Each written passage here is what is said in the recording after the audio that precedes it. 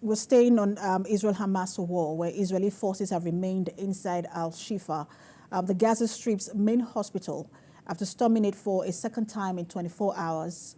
The IDF say they discovered AK-47s, hand grenades, military uniforms, and a laptop with a photo of a kidnapped Israeli soldier on it in the hospital. Israeli officials say they are opening an investigation into crimes committed during Hamas' October the 7th attack, including allegations of sexual violence. We have more details in this report. Israel says its jet attacked the Gaza house of Ismail Haniyeh, widely considered as the overall Hamas leader. On Wednesday night, Israel continued its operation at the Al-Shifa hospital in Gaza, which it says was being used as an Hamas base.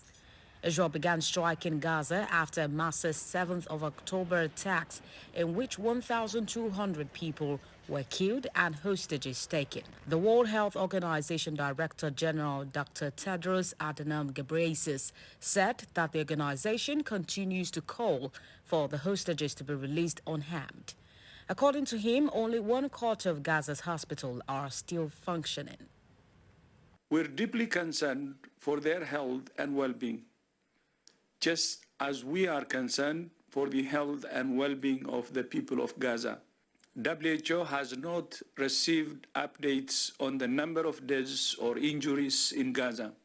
President Biden, in a press conference, has said he is deeply involved in negotiations for the hostages' release and doing everything he can for their return. But this does not mean the United States is sending in its military.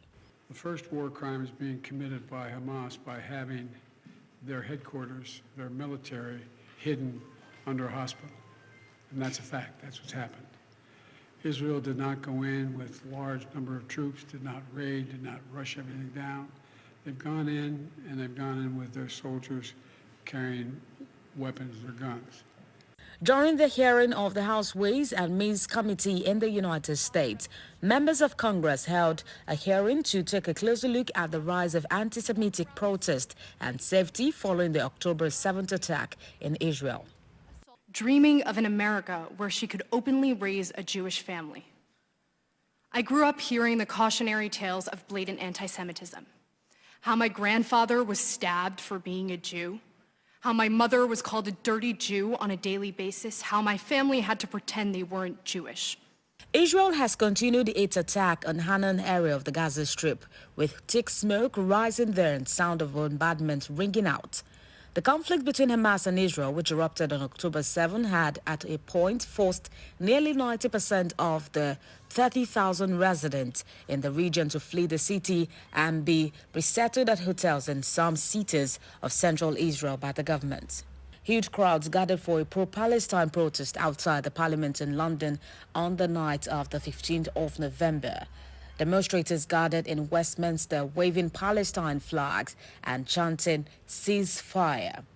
Since the 7th October attack, the Hamas-run health ministry says more than 11,500 people have been killed in Gaza since then.